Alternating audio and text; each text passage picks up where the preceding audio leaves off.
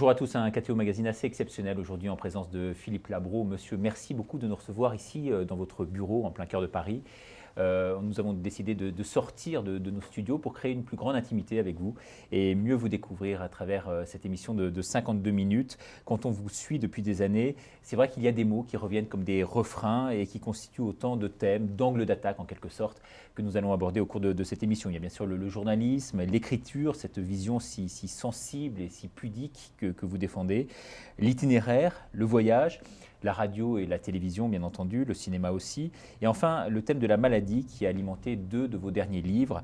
Une maladie foudroyante qui vous aura forcé, il y a 10 ans, à regarder en quelque sorte la mort droit dans les yeux. Et puis ensuite, cette dépression nerveuse qui vous a terrassé au tournant du nouveau millénaire. Pas le temps donc de s'ennuyer, de nombreux sujets à voir avec vous. Et tout d'abord, cette petite surprise en quelque sorte offerte par KTO. Regardez ce que les gens qui vous connaissent bien disent de vous. C'est assez instructif. Il a toujours été d'une amitié fidèle, incroyable. Bon, bien sûr, ça fait un peu exercice obligé. Je témoigne sur un ami, je ne vais pas en dire du mal, mais je suis bien obligé d'en dire du bien. Il est formidable. Récemment, j'ai eu une pneumonie, ce qui n'est pas bien grave, mais enfin, il s'en est occupé. Il a passé un temps fou à appeler un professeur qu'il connaissait, un cardiologue, un pneumologue. Il m'a fait avoir un rendez-vous très vite à Cochin. Et il me dit, mais tu sais, n'oublie pas, je suis votre et tous les autres, quoi. Je suis votre padrino, le parrain, quoi. Il aime bien ça. C'est dans sa nature d'être généreux, de s'occuper des autres et surtout des amis. J'ai toujours eu un rapport très spécial avec Philippe. Déjà, j'appelle padrino. C'est vrai que pour moi, c'est un grand frère. Pour moi, c'est mon parrain. Il a toujours été là, presque comme un membre de la famille.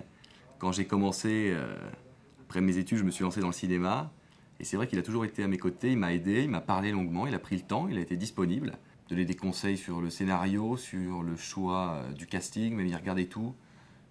Grande intelligence, très pointilleux. Il m'a présenté plein de gens, ce qui n'est pas évident parce qu'il se mouillait en disant il faut que tu rencontres ce garçon, qui était un gamin à l'époque d'ailleurs.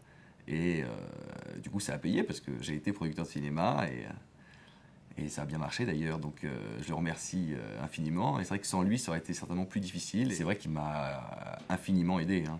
D'ailleurs, il doit être en premier dans les remerciements du film, à mon avis. Son implication dans la naissance de Direct 8 a été énorme, du premier jour jusqu'au 31 mars 2005, où on a lancé la chaîne. Et depuis, Philippe est un peu l'âme de la chaîne.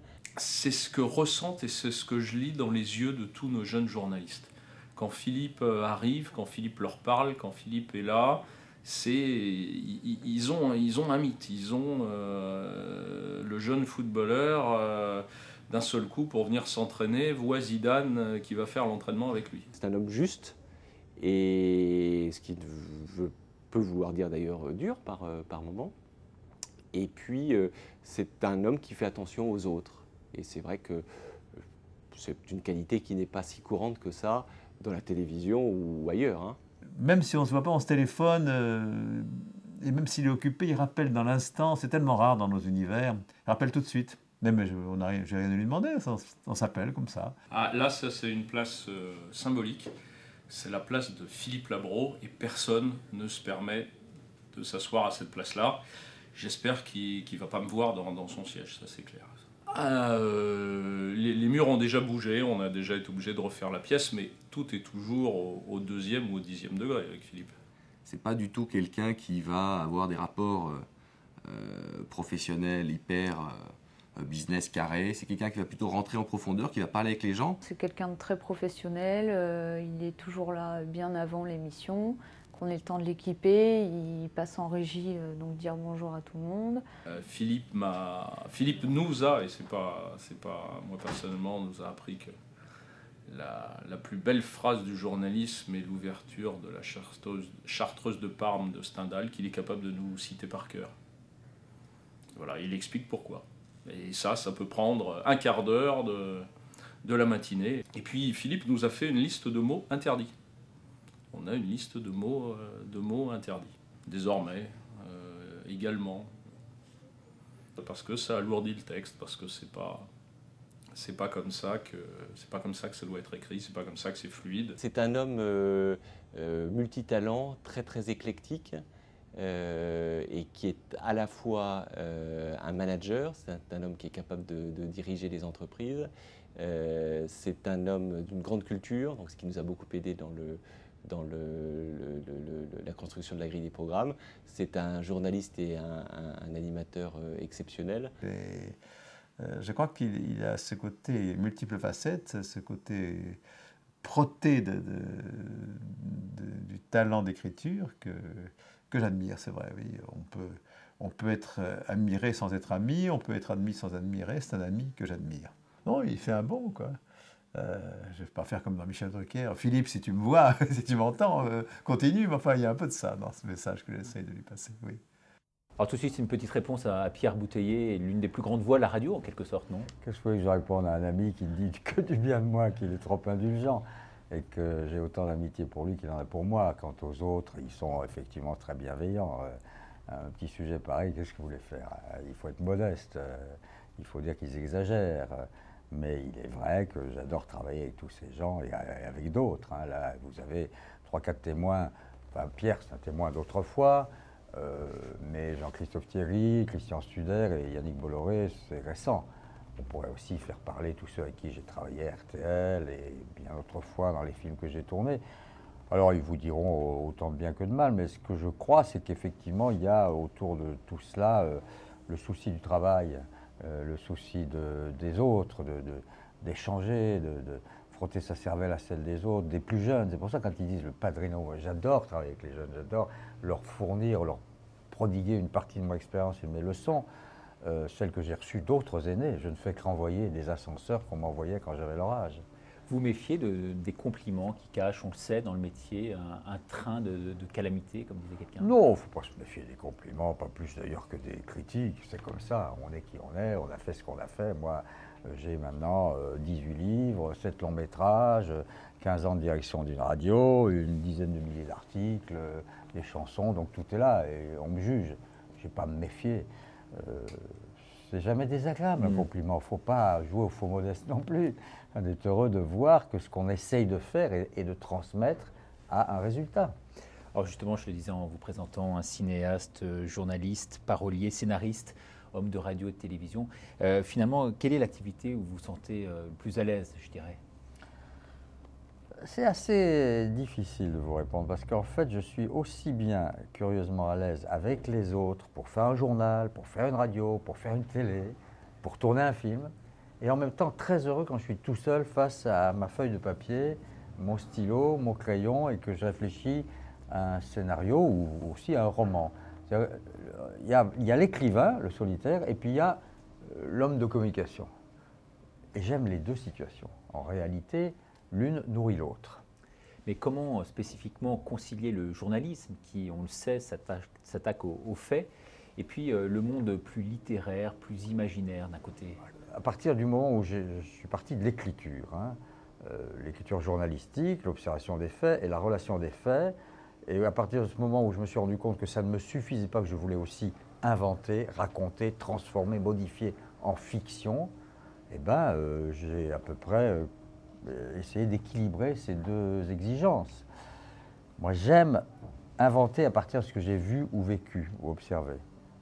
Donc, j'écris des vrais romans. Mes romans, comme ils sont racontés à la première personne, les gens croient que tout ce que je raconte est arrivé. Pas du tout. C'est du roman. Quand ce n'est pas du roman, quand c'est par exemple effectivement l'expérience des 2 maladies que j'ai pu subir, je ne mets rien en couverture, ou en tout cas récit, témoignage. Donc j'aime être témoin, mais j'aime être aussi celui qui invente, celui qui raconte. Au fond, j'ai toujours aimé raconter. Donc justement, à travers le jeu, vous vous impliquez donc énormément. C'est une part de vous qui s'investit dans vos livres? C'est pas moi qui compte. Au bout de la course, à la fin de la journée, comme disent les Américains, c'est la grande expression aujourd'hui, at the end of the day, à la fin de la journée, ce qui compte, c'est si vous avez réussi à transmettre une émotion, faire travailler l'imaginaire de vos lecteurs et de vos lectrices, les émouvoir, les intéresser, les amuser. Donc c'est ça qui compte, c'est pas moi. Alors moi, je suis le véhicule d'une histoire, un moi fictif. Parce qu'encore une fois, mes romans autobiographiques, c'est à 50% autobiographique, parfois 40, parfois 60. Tout le reste, j'invente. Et c'est ce mélange qui me passionne.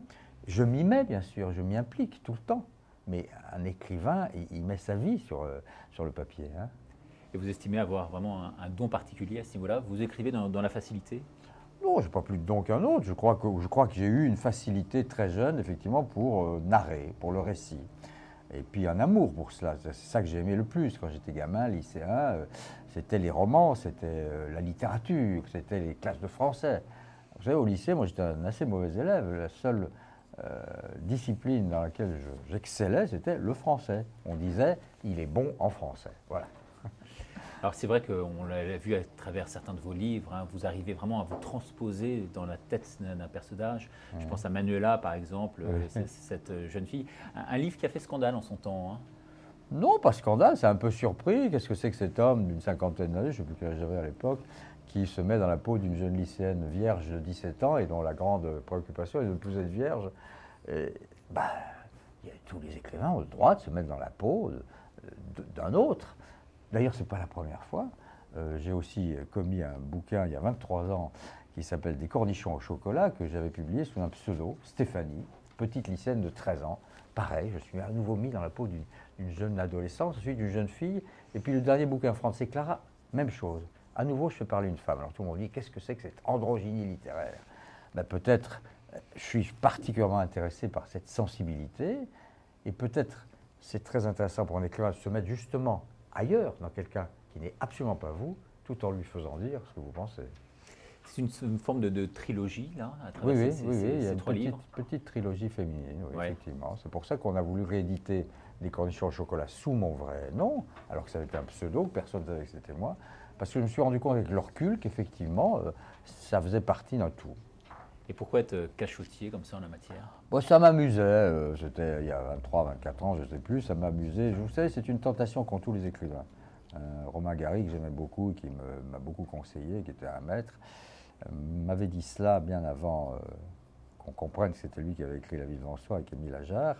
Il m'avait dit, tu verras, c'est très distrayant et c'est très intéressant pour toutes sortes de raisons, la manière dont les gens réagissent, comment toi tu te dissimules. C'est avancer masqué, comme disait Cocteau. C'est une distraction, voilà. Et qu'est-ce qui vous a poussé finalement à vous révéler comme ça, 23 ans après? Parce que beaucoup de gens m'ont dit, mais qu'est-ce que c'est que cette facilité, là vous parlez de facilité, à vous mettre dans la peau d'une femme?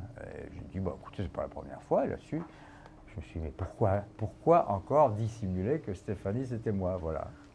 Alors une grande partie, c'est vrai, de votre œuvre littéraire est placée sous le signe, je dirais, de la nostalgie. Vous trouvez que ce mot est juste?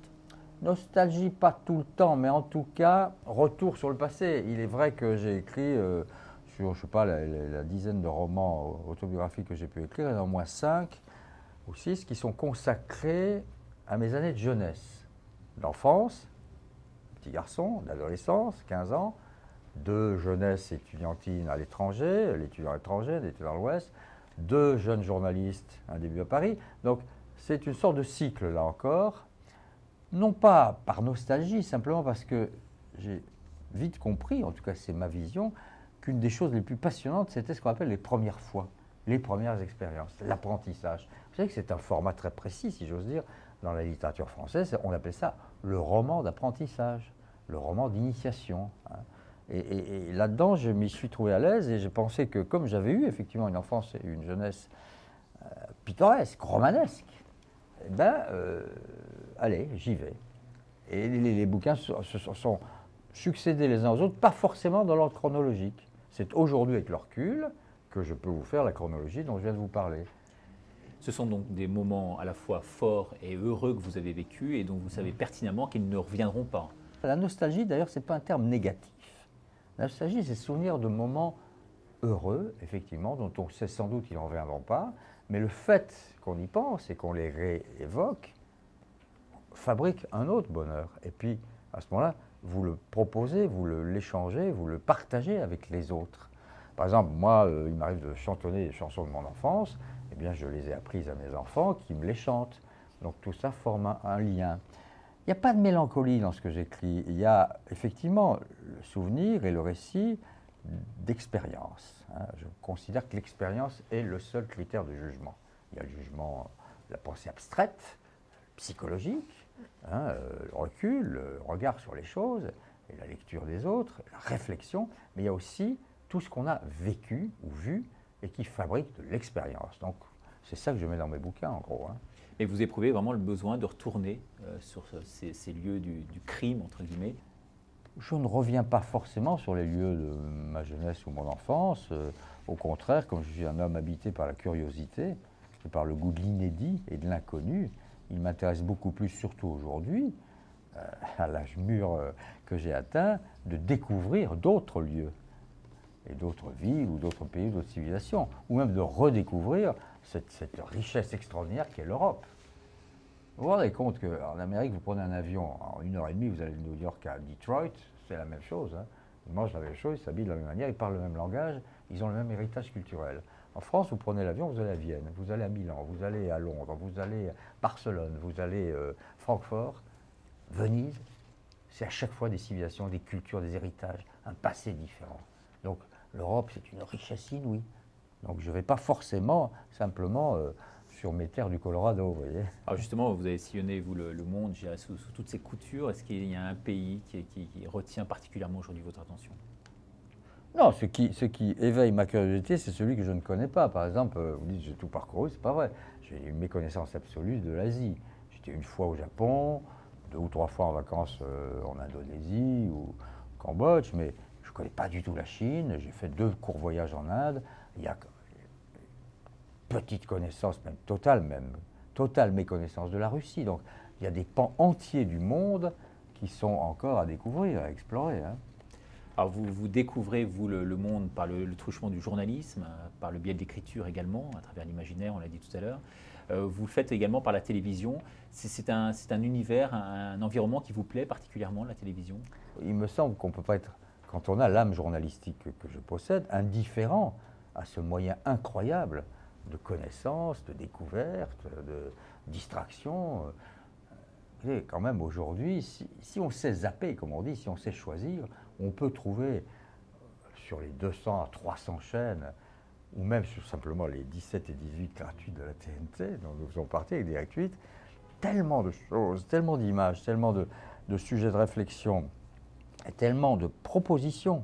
Parce qu'il ne faut pas confondre télévision et culture. Ce n'est pas un véhicule de culture, la télévision. C'est simplement un véhicule qui suggère, qui suscite, qui peut provoquer l'aller vers la culture. La télé peut vous donner envie d'aller voir un musée, d'aller au cinéma, d'écouter de la musique. C'est ça. Bon. Alors vous présentiez il y a de cela quelques temps une émission assez confidentielle, parce qu'elle était programmée en fait très tard la nuit, mais qui a vraiment marqué les esprits, c'était Ombre et Lumière sur France Télévisions. Vous regrettez aujourd'hui de ne pas avoir finalement les moyens de pouvoir continuer cette belle aventure? Ah, je regrette profondément qu'elle ait été arrêtée pour des raisons que j'ai trouvées pas forcément valables, mais enfin c'était un choix des responsables de France Télévisions qui considéraient qu'ils ne pouvaient pas admettre que je fasse cette émission très tard le soir sur France 3 et que parallèlement je sois présent sur Direct 8, chaîne privée de la TNT. Donc c'était soit vous restez sur le service public, soit le privé. Et donc évidemment que j'ai choisi moi ma loyauté, ma fidélité et mon travail, c'est avec le groupe Bolloré, avec Direct 8. Mais je regrette la disparition d'Ombre et Lumière, je ne suis pas le seul. Hein. Il y a un nombre de gens que je rencontre, artistes, écrivains, chanteurs, hommes politiques, médecins, tous les gens qu'on a pu faire passer, ça a duré 5 ans. On a fait à peu près 300 Ombre et Lumière, permettait pendant 28 minutes, en tête-à-tête, sans interruption, sans public qui applaudit, sans gag, sans clown, sans clip, sans rien, d'approfondir la vie ou la réflexion ou la pensée ou la personnalité de quelqu'un. Oui, je regrette profondément l'absence de cette émission, mais c'est comme ça. Hein. Quelle doit être, d'après vous aujourd'hui, justement la vraie mission du service public? Informer, distraire. Hein. La communication, l'actualité, les débats, les documentaires, les documents, et puis distraction, la musique, le cinéma, la chanson, les mœurs, la société. Moi, j'ai toujours dit, quand je dirigeais RTL, c'était pareil, j'ai toujours dit, nous sommes des médias qui captons et diffusons l'air du temps. Voilà. La télévision, c'est un complément de la radio que vous avez vous-même, bien sûr, très bien connu à travers la direction d'RTL. C'est un plus ou au contraire, vous prenez pour des médias peut-être encore plus réactifs que sont là? Il y a la télévision, il y a la radio. La radio, c'est un média extraordinaire, souple, vivant, rapide, immédiat, chaleureux, qui donne la parole aux auditeurs. Je vous assure qu'il n'y a pas de médias mineurs ou majeurs, il y a les médias. Et à chacun, chacune, de faire son choix, de faire son menu, d'aller chercher à la télé certaines choses, la radio le matin, c'est pratiquement indispensable. Il y a quand même 3h30 à peu près d'écoute par jour, la radio par les Français, tous les jours. Donc ça veut dire qu'elle a son importance, elle aussi. En revisitant tout à l'heure tous les livres que vous avez pu écrire, vous parliez d'une forme de cohérence d'ensemble. Est-ce que dans votre vie aujourd'hui, en regardant un peu dans le rétroviseur, vous avez l'impression qu'il y a une trame et vers quelle direction aujourd'hui vous souhaiteriez aller? D'abord, pour répondre à la fin de la question, ma direction, c'est d'aller vers ce que je n'ai pas encore réussi à faire, c'est-à-dire un bon livre. Non, mais je veux dire, l'insatisfaction doit primer. Il faut toujours faire mieux, ou en tout cas faire différent, ou explorer un domaine qu'on n'a pas complètement maîtrisé. Bon, l'autobiographie fictive, ça y est, je l'ai faite. Je ne vais pas revenir encore une fois sur ma jeunesse ou mon enfance, encore qu'on ne sait jamais. Bien. Mais il y a des tas d'autres domaines, et donc mon idée, c'est de m'essayer. Regardez le dernier bouquin que j'ai écrit, Franz et Clara, tout le monde est très surpris. Comment vous nous racontez une histoire d'amour qui n'est pas la vôtre? Ça se passe ailleurs, il y a de la musique, il y a un lac, il y a un petit personnage venu d'on ne sait où. Ben oui, j'ai inventé. Donc mon objectif, c'est de continuer d'inventer, d'explorer et d'approfondir et de passer, disons, une vitesse en matière d'écriture. Pardon. En matière du reste, c'est-à-dire la télé, tout ce que je fais par ailleurs, c'est tout simplement, avec les équipes, continuer à progresser. Vous savez, c'est une aventure extraordinaire, Direct 8. Écoutez, vous êtes vous aussi membre d'une chaîne qui est encore à un niveau modeste. On est tous là face aux monstres qui existent depuis maintenant 50 ans, ce qu'on appelle les chaînes historiques. Toute l'idée, c'est d'exister. Mais d'ailleurs, les chiffres prouvent qu'il y a de plus en plus de gens qui vont vers les autres chaînes, les autres télés. Donc voilà, ça fait pas mal d'objectifs. Puis il y a un autre objectif, parce qu'on n'en parle jamais, mais pour moi c'est capital, c'est pas un objectif, c'est une préoccupation, c'est ma vie. C'est ma vie, c'est-à-dire mes enfants, ma femme, mes enfants et mes amis. Ce sont les autres dont parlait si gentiment Pierre Bouteiller tout à l'heure, et Thierry. Bien sûr, je suis avec les autres. Alors les autres, c'est le cercle le plus fermé, c'est-à-dire ceux qu'on aime, et qui ont grandi, qui sont aujourd'hui plus tout à fait des enfants, encore qu'ils le sont toujours pour moi, et observer l'évolution, la progression de leurs existences. Et puis il y a le couple, et puis ce qu'on fait ensemble. Tout ça, c'est tout aussi important qu'écrire un livre, vous savez. Alors vous dites on n'en parle jamais, mais c'est parce que vous refusez de donner de la visibilité, je dirais, à ce domaine-là, non? Écoutez, c'est pas... C'est le domaine privé que vous gardez pour vous? Oui, en grande partie. C'est pas fortuit si je vous reçois dans mon bureau et pas chez moi. Bon, pas chez nous. Parce que je pense que ce n'est pas la peine. Chacun son jardin, secret ou pas secret. Et je peux très bien départager ces deux domaines. Mais quand je dis on n'en parle jamais, on n'en parlait pas là, vous et moi, puisqu'on a parlé essentiellement de mon travail. Mais ce que je veux dire, c'est si vous êtes face à quelqu'un que vous interrogez, n'oubliez pas qu'il y a ce facteur-là. Et le facteur humain, le facteur sentimental, le facteur familial, le facteur des modèles qu'on essaie de donner, de l'exemple qu'on essaie de donner, et puis de ce qu'on reçoit de jeunes gens, filles et garçons qui grandissent et qui vous apportent beaucoup, c'est pour moi primordial. Primordial. À travers deux de vos derniers livres, vous êtes quand même très, très exposé, oui. À la fois personnellement, sentimentalement. Vous êtes mis à nu en quelque sorte, devant votre public. Oui, vous le regrettez aujourd'hui? Oh non, pas du tout. Non. Non, je ne peux pas le regretter parce que, aussi bien la traversée, donc, qui raconte ma maladie pulmonaire à Cochin avec 10 jours et 10 nuits en réanimation, bien, que Tomber cette fois se relever 8, qui raconte une dépression nerveuse, la mienne, m'ont valu un courrier et des réactions telles que je pense qu'il n'y a pas à regretter de l'avoir fait, car j'ai peut-être été impudique, mais je n'ai jamais été indécent, premièrement. Et deuxièmement, d'une certaine manière, et c'est pour ça que ça a autant attiré les lecteurs, et ça continue, les rééditions en livre de poche continuent, c'est parce que les expériences que je raconte, elles sont universelles, elles me sont arrivées à moi, mais elles sont arrivées à des centaines de milliers de gens. Je ne connais pas d'adulte qui ne soit pas passé à un moment donné par l'expérience hospitalière, soit pour lui, soit pour un membre de sa famille. Et je connais peu d'adultes, ou même pas d'adultes, de jeunes, qui n'aient pas été proches, ou qui n'aient pas été lui-même sujet à un moment de dépression. Vous savez très bien, les statistiques nous le disent, qu'il y a un Français sur 5, selon moi sur 4, qui est atteint de dépression. Et nous sommes le peuple qui absorbe le plus de psychotropes dans le monde entier, après le Japon. Donc, c'est pas Labro, hein. C'est des thèmes tellement universels, fédérateurs, comme on dit aujourd'hui, que je n'ai pas regretté de les avoir traités. La question est de savoir si je les ai bien traités. Je crois que tout le monde était au courant que la dépression pouvait toucher n'importe qui. Ouais. Là où on l'était moins, c'est qu'on s'est aperçu à travers votre propre exemple qu'elle peut atteindre quelqu'un au sommet de la réussite. Et Ouais. c'est ça, en fait, la différence, peut-être. Oui, peut-être, oui. C'est peut-être aussi pour ça que ça a accroché autant l'intérêt, la curiosité. Mais en même temps, un des thèmes du courrier que j'ai reçu et que je continue de recevoir, c'est eh bien, vous nous avez démontré, nous vous en remercions, que ça peut arriver à tout le monde. Donc, ça vous arrive aussi à vous. D'une certaine façon, ça nous soulage. Bien. Alors, on ne va pas passer toute l'émission à expliquer le pourquoi et le comment de cette affaire, mais vous vous dites, quelqu'un qui est au sommet de la réussite, mais c'est votre vision, c'était la vision des autres. Moi, je n'ai jamais considéré que j'étais au sommet de quoi que ce soit. J'étais, depuis 15 ans, à la tête d'une radio qui marchait, et qui marche d'ailleurs toujours très bien, RTL, mais ça avait fabriqué énormément de stress, d'inquiétude, d'angoisse, de crise, que je dissimulais sous mon abord souriant et affable et décontracté, mais en réalité, ça avait fabriqué des nœuds entiers. Voilà. Et puis, il y a eu des choix à faire, il y a eu une espèce de crise qui a fait que tout d'un coup, le barrage a rompu. Et le barrage peut rompre aussi bien. Vous savez, il y a un nombre incalculable de gens, disons, un peu connus, et qui justement ont suivi un chemin de réussite qui, à un moment donné, ont craqué, comme on dit. Pourquoi? Parce que justement, ça s'accumulait trop, et qu'il fallait peut-être qu'ils prennent cette leçon de la vie, oui.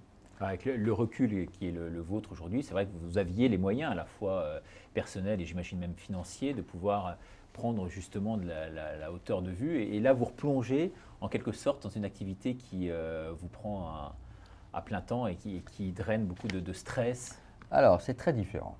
D'abord parce que j'ai quand même bien analysé les leçons de ma dépression et j'en ai tiré les conclusions sur un comportement qui était peut-être un peu différent. Et j'y ai acquis plus de sérénité, plus de capacité de relativiser, plus d'écoute des autres, plus de conscience de la douleur des autres et une meilleure, disons, gestion de ma vie et du temps. Deuxièmement, ce que je fais à Direct 8, et puis les quelques autres activités que j'ai, n'est plus autant exécutif. Je n'ai pas les mains dans le cambouis du matin au soir. C'est une sorte, ils ont gentiment utilisé deux fois le mot padrino, parrain, c'est une sorte de supervision. Une bonne conscience de la chaîne. Non, bonne conscience, ce n'est pas le terme, non, mais la chaîne ou d'autres choses. Mais mon travail consiste plus aujourd'hui dans les activités dont vous parlez, à conseiller, écouter, analyser, donner un avis qui est suivi ou pas, tout en ayant ma propre émission hebdomadaire qui m'occupe beaucoup, certes. Mais donc je suis moins impliqué dans... Je suis plus dans la soute à charbon, si vous voulez. Et ça, d'abord, c'est une question de temps et d'âge et d'énergie. Et d'autre part, je l'ai suffisamment fait pour avoir plus envie de le faire. Donc ça n'a plus rien à voir. Et je n'ai pas une vie, entre guillemets, frénétique. J'ai simplement bien organisé mon existence.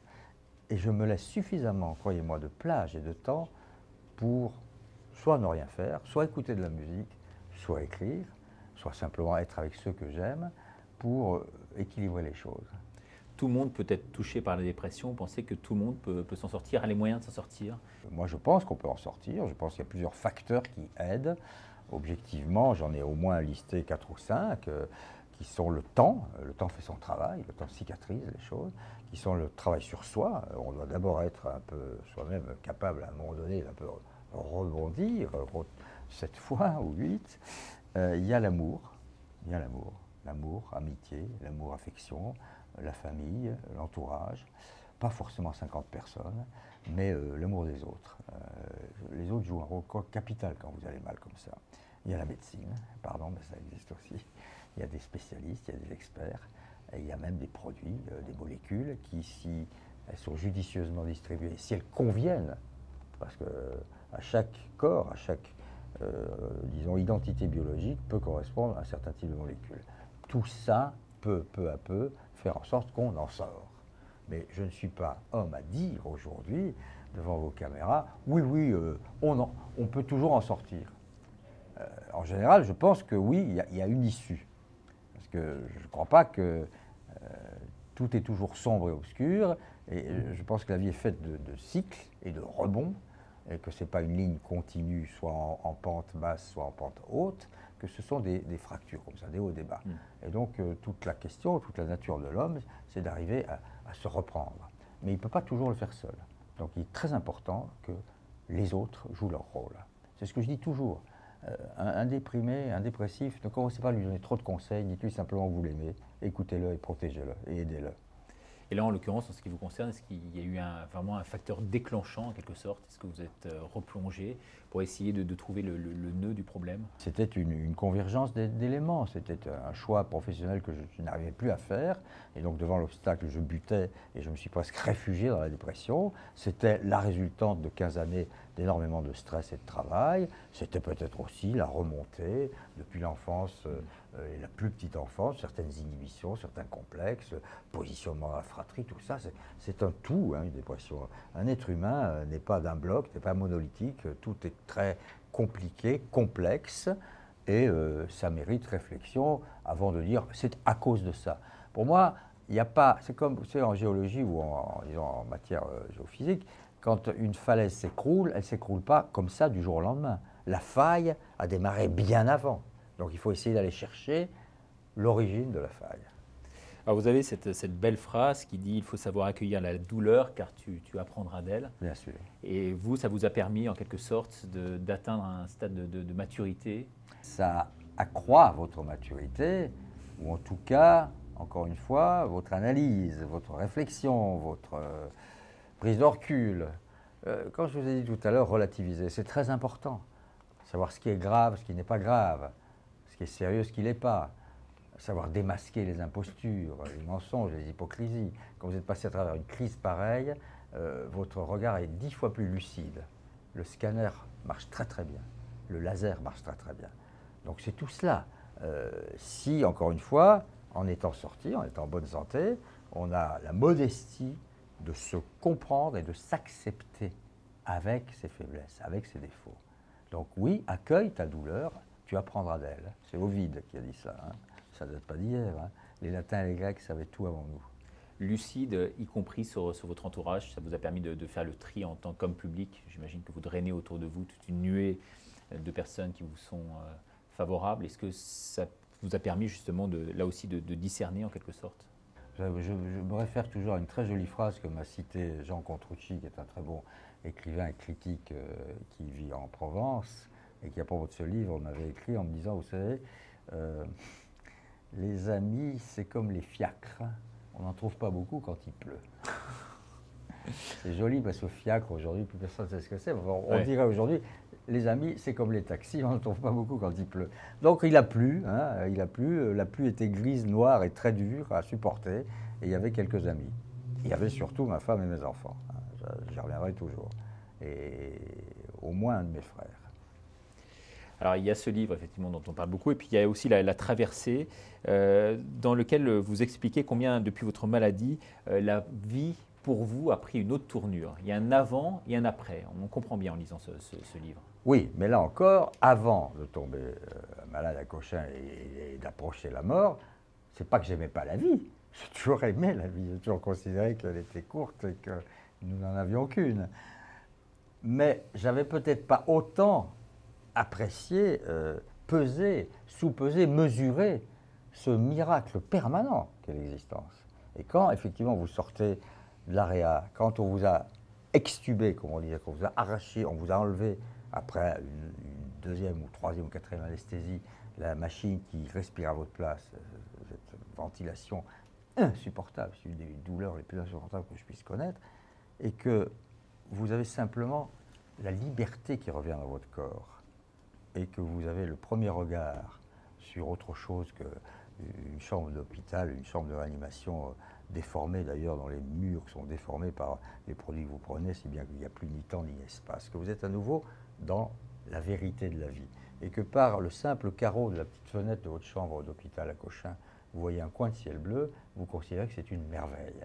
Donc là, ça ne dure pas tout le temps, On revient à ses routines, à ses habitudes, mais la prise en compte de l'exceptionnel miracle qu'est l'existence, effectivement, est une des belles leçons de cette affaire. Ouais.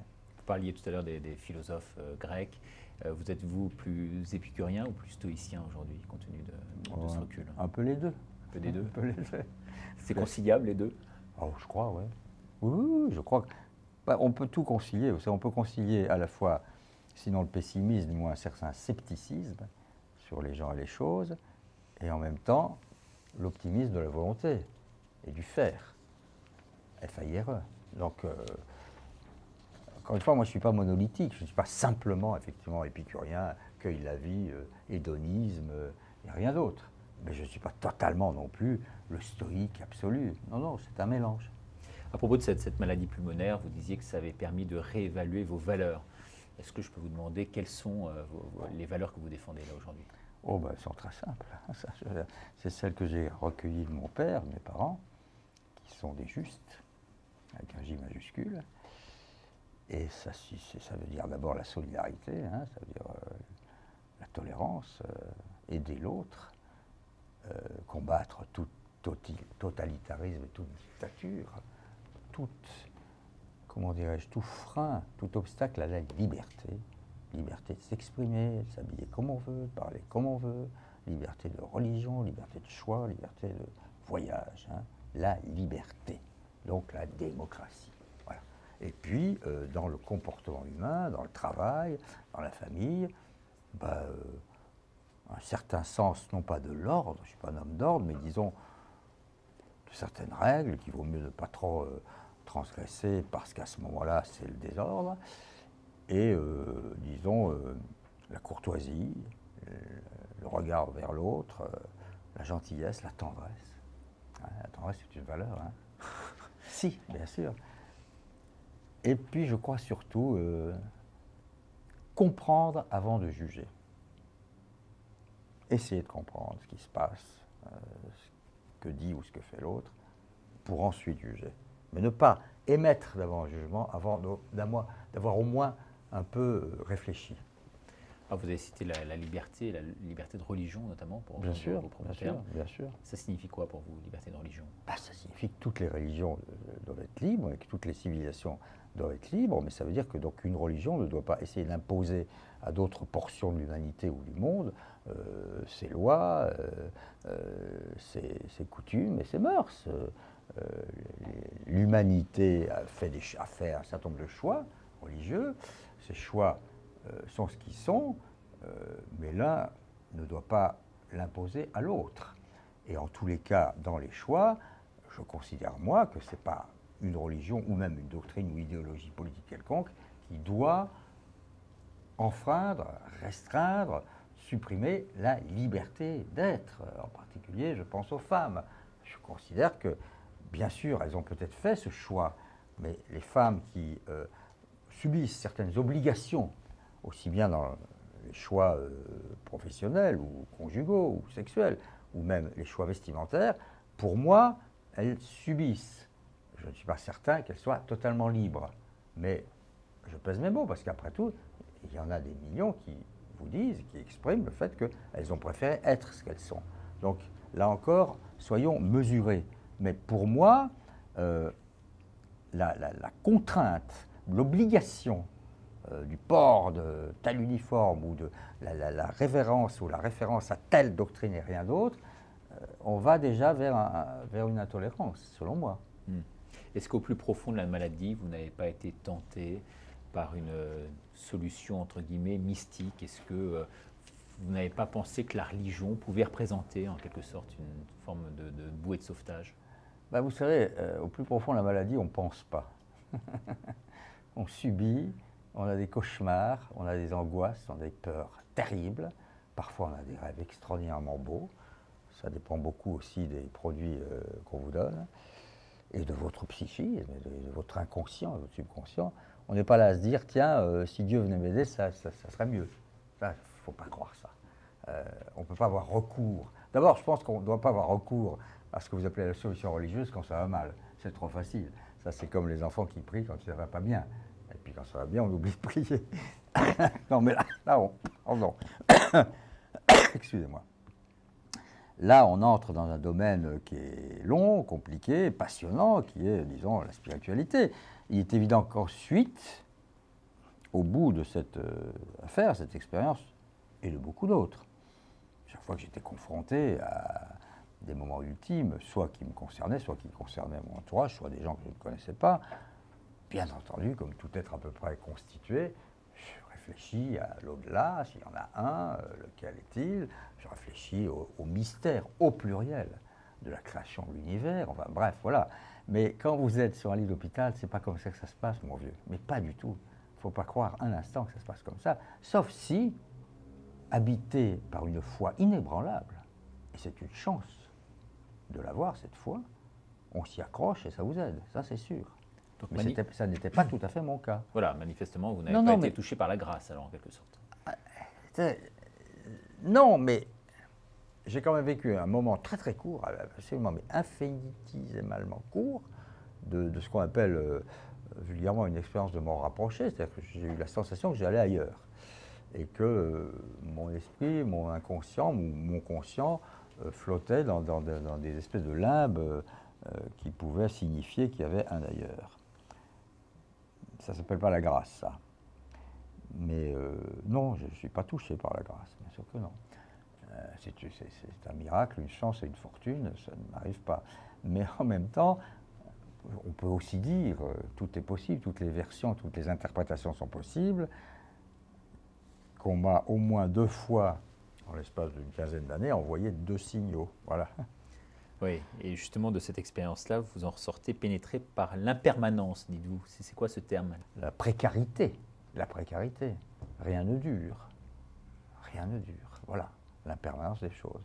Vous savez, Yourcenar, qui est un écrivain que j'aime beaucoup, qui m'a d'ailleurs beaucoup influencé, que je lis souvent, en particulier sa correspondance, ses essais, ses nouvelles, a comme ça une métaphore du vol d'un oiseau qui rentre à l'intérieur de, je crois que c'est même une cathédrale, ou en tout cas c'est un endroit plutôt solennel, qui rentre par une fenêtre et qui repart par une autre. Et c'est à peu près ça notre passage dans la vie. Hein. C'est un oiseau qui traverse un lieu. Il nous reste 4-5 minutes. Je Oui. serais frustré en ressortant de cette émission si je ne vous avais pas posé la question concernant justement le catholicisme aujourd'hui. Ouais. Vous voyez comment son évolution à travers le temps, à travers... Bah, écoutez, je vois les statistiques. Même les papes. Vous êtes, vous, très, très admiratif devant l'œuvre de l'un ou de l'autre? Oh ben, le plus récent qui a disparu était un homme remarquable. Hein. Il a quand même contribué, hein. On le sait bien tous, à en partie défaire ou faire défaire le communisme dans les pays de l'Est. Hein. Le rôle d'un homme qui vient dire, polonais qui vient dire, à peine nommé pape, qui vient dire à son peuple et à d'autres, n'ayez pas peur, 3 petits mots qui ont pesé très lourd. Admirable homme, sans aucun doute. Son successeur, il faut attendre un peu pour le juger. De toute façon, pourquoi jugerais-je les papes, hein? Bon, ils jouent leur rôle. Mais pour revenir au catholicisme en France, c'est pas moi qui l'invente. Les statistiques, les faits nous démontrent que c'est une société, la France, qui est sans doute beaucoup moins catholique, pratiquante en tous les cas, qu'autrefois. Voilà. Alors, c'est peut-être la France est peut-être en train de devenir, comme disent les prêtres, un terrain de conquête, un terrain de mission. Peut-être faut-il l'envisager comme une mission à accomplir. Enfin, c'est pas moi qui vais l'accomplir, bien entendu. Mais en même temps, bon, il demeure, on verra comment va évoluer la société. Hein. Elle bouge tout le temps, de façon parfois vertigineuse, la nôtre comme les autres. Mais il demeure, je crois, un fond en France qui, même s'il n'est plus pratiquant, même s'il n'est plus, guillemets, religieux, a quand même, vis-à-vis de ces thèmes-là, de ces valeurs-là, une révérence, un respect. Il y a un héritage, voilà. Alors toute la question est de savoir si on peut le faire revenir un peu plus à la surface, le fructifier, le maintenir, le respecter. Ce n'est pas parce que la France devient totalement laïque, ce qui n'est pas encore le cas quand même, qu'elle n'a pas conservé, selon moi, des fibres religieuses. Encore une question peut-être sur l'abbé Pierre. J'ai lu récemment à propos de sa disparition que vous étiez l'un des premiers journalistes vous êtes rendu au moment justement où il a fait naufrage en Amérique du Sud. Ah, non, mais attendez, moi ça c'est une de mes fiertés, c'est un de mes grands moments de journaliste. Vous pouvez nous en parler de ça? Oui, oui, je sais pas, j'étais pas un des premiers, j'étais le seul. Le seul. Il y avait un génie à la tête de François qui s'appelait Pierre Lazareff. Il a vu 4 lignes, c'était une dépêche de 4 lignes. À l'époque, c'était en 63 je crois, Pierre, moi je l'appelle Pierre, j'ai appelé Pierre toute ma vie, il m'appelait Philippe. Était dans un creux, on ne parlait plus de lui. Bon, il y a le compagnon d'Emmaüs, ça existait bien sûr, mais je ne sais pas s'il a même subi je ne sais quel moment de dépression, mais bon, il n'était pas aussi médiatique qu'il est redevenu. Et Pierre Lazareff voit cette dépêche, selon quoi un paquebot, un ferry, transportant des passagers, fait naufrage au milieu de la nuit dans le Rio del Plata, entre l'Uruguay et l'Argentine, et l'abbé Pierre est à bord. Il me dit, partez, c'est une story, comme il disait, c'est une histoire, il faut y aller. Donc je suis parti.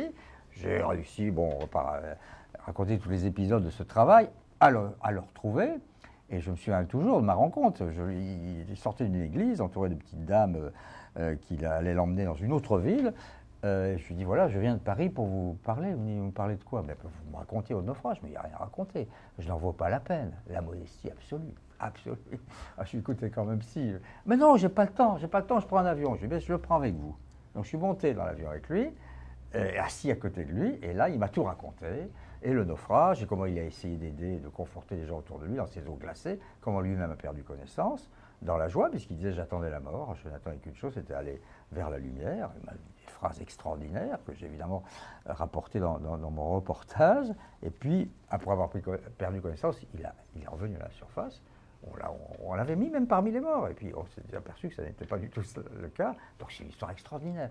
Et il m'a tout raconté pendant 2 heures dans ce vol au-dessus de la Pampa argentine. Et on en a conservé, lui et moi, un lien extraordinaire quand j'ai dirigé RTL de longues années plus tard, quand il venait nous voir, parce qu'il a toujours aimé RTL pour cause. Son premier appel, c'est sur Radio Luxembourg. Il y avait entre nous cette expérience-là. Et un jour, il y a eu ce mot merveilleux. Donc je dirigeais la station, il est venu lancer je ne sais plus quel autre appel. Puis on bavarde dans le couloir et il me dit « Ah, vous n'étiez pas très nombreux, mais ce n'était pas la peine de venir, ça valait pas la peine de venir d'aussi loin. » Puis une petite réflexion, il me regarde en rigolant, il me dit « La prochaine fois, vous serez un peu plus nombreux. » Alors lui aspirait à ce qu'il appelait ses grandes vacances, donc c'est cette mort. Ouais. Vous, ça vous effraie, c'est cette idée-là, vous qui avez été confronté à la mort? Non, ça ne m'effraie pas, parce que je sais à peu près comment ça va se passer, ça ne m'effraie pas. Vous voyez les choses comment? Ça ne m'amuse pas du tout. Je n'ai pas du tout envie que ça s'arrête. C'est très difficile de concevoir, mais il faut ici y réfléchir. Vous pensez bien que j'y réfléchis. L'idée que ça peut continuer sans vous. Enfin, c'est comme ça. Bon, en tout cas, merci beaucoup de nous avoir reçus ici dans votre bureau, dans les bureaux du groupe Bolloré, donc, qui aujourd'hui est un groupe qui vous a embauché pour travailler en tant que vice-président, donc notamment de Direct 8, cette chaîne aujourd'hui qui connaît un beau succès, d'après ce que vous dites. Oui, ça marche, ça avance, c'est bien. On est tous convaincus qu'on va atteindre nos objectifs. Avec une belle émission, je crois, sur Dieu, justement. Ah ben oui, les enfants d'Abraham. Hein. C'est la seule télé, Direct 8, qui a osé mettre autour de la table 3 représentants des 3 religions majeures, on va dire, une fois par semaine. Hein. Le projet avait été déjà proposé à d'autres chaînes télé qui ne l'avaient pas accepté. Voilà. Donc on peut discuter avec tout le monde. Mais merci beaucoup de nous avoir accordé cet entretien, Philippe Labro, d'1 heure. Merci et à bientôt pour une nouvelle émission de KTO Magazine.